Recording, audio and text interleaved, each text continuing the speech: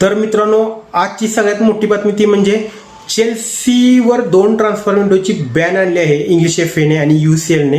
कारण की त्यांनी 2022 मध्ये ज्या घडामोडी झाल्या, ज्या वेळेस क्लब सेल होत होता, त्यांना परिणाम आता भोगावे लागणार. डिडक्शन प्लस 10 मिलियनचा फाईन देखील आणि 2 ट्रान्सफर विंडोची बॅन त्यांना सहन आता करावे लागणार आहे. कारण की ऑलरेडी तिने आता 2-3 दिवसापूर्वी 2 साईन केले आहेत ब्रायटन करून आणि फॅन्सना जास्त अपेक्षा होती याकडून की चेल्सी काहीतरी यावर्षी करेल, साईनिंग वगैरे करेल, परंतु त्यांच्या अपेक्षावर पूर्णपणे पाणी फिरवण्याचं काम इंग्लिश FA ने केलं आहे. आणि आता फक्त 1च महिना राहिला आहे ट्रान्सफर विंडोचा, परंतु चेल्सी ही सिच्युएशन डील कशी करते ती मोठी पाहण्याची गोष्ट आहे. परंतु याचा नक्कीच तोटा चेल्सीला आणि झावी अलोन्सो यांना होणार आहे. यामुळे चाहते देखील निराश झाले आहेत जे चेल्सीला सपोर्ट करतात ते.